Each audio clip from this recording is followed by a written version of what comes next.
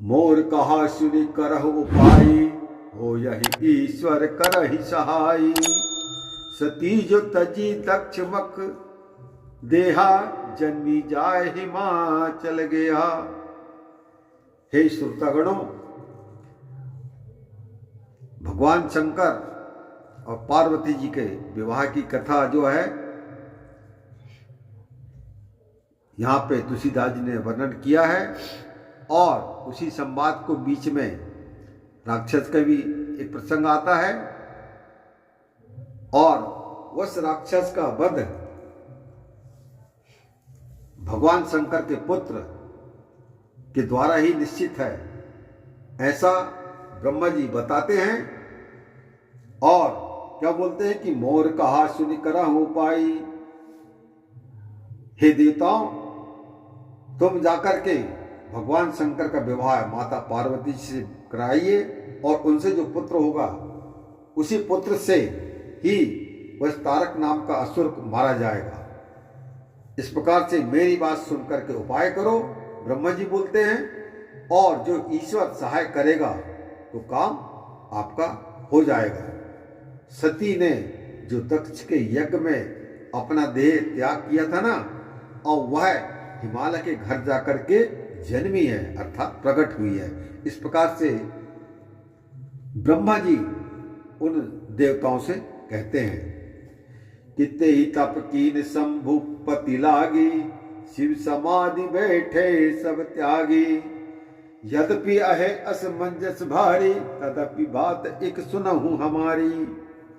और ब्रह्मा जी उन देवताओं से बोलते हैं कि उस पार्वती ने शिव जी को पति बनाने के हेतु ही बहुत भारी तप किया है, और शिव जी सब त्याग कर समाधि में बैठे हुए हैं।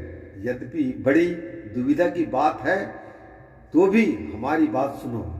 एक तो समाधि का छूटना कठिन है भगवान शंकर की, और दूसरे छूटे तो काम का बचना कठिन है, यही दुविधा है। और आगे क्या बोल रहे हैं भगवान ब्रह्मा जी कि पठवहु काम जाय शिव पाही, करहि क्षोभ शंकर मन माही। तब हम जाय शिव शरणाई, करवायहु विवाह बरी आई। ब्रह्मा जी सभी देवताओं से बोलते हैं कि आप लोग जाकर के कामदेव को भेजो। कहाँ पे? शंकर जी के पास, क्योंकि शंकर जी समाधि में बैठे हुए हैं। माता पार्वती की तपस्या पूरी हो गई है, वो जागृत अवस्था में है, लेकिन इधर भगवान शंकर जो है तपस्या में बैठे हुए हैं। तो कामदेव को जाकर के पहुंचाइए, और वह शिव जी के पास जाए और उनके मन में क्षोभ उत्पन्न करे, अर्थात उनकी लगी समाधि को विध्वंस करें। तो हम जाकर के शिव जी को सिर नवा करके बलपूर्वक माता पार्वती जी से उनका विवाह करवा देंगे। इस प्रकार की कथा ब्रह्मा जी, जो देवता लोग ब्रह्मा जी के पास पहुंचे थे, तो उनको बताते हैं इस प्रकार की क्रिया करने के लिए कि यही विधि भल ही देव हित होई, मति अति नीक कहा सब कोई। अस्तुति स्वरत कीन अहि हेतु, प्रगट हो विषम बाण झस केतु। इस प्रकार भली भांति देवताओं का हित होगा। यह मति अच्छी है ऐसा सब किसी ने कहा। अति प्रेम से देवताओं ने स्तुति की, तब झस केतु, किसका नाम है? कामदेव का,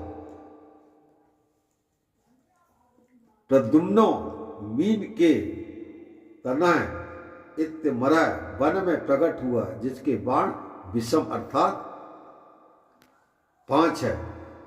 सभी देवताओं ने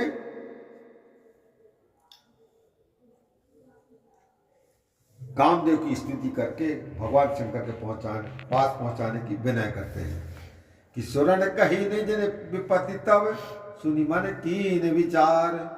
शंभु विरोध न कुशल मोहि, बिहसी कहु असमार। लखन सिया रामचंद्र की जय।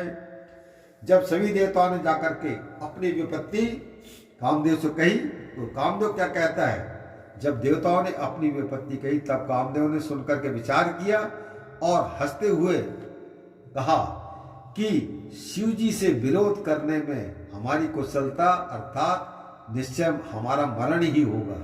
हंसने का प्रयोजन यह है कि देवता अपनी रक्षा और हमारी मृत्यु चाहते हैं, इसलिए आप हमसे इस प्रकार का कार्य कराना चाहते हैं।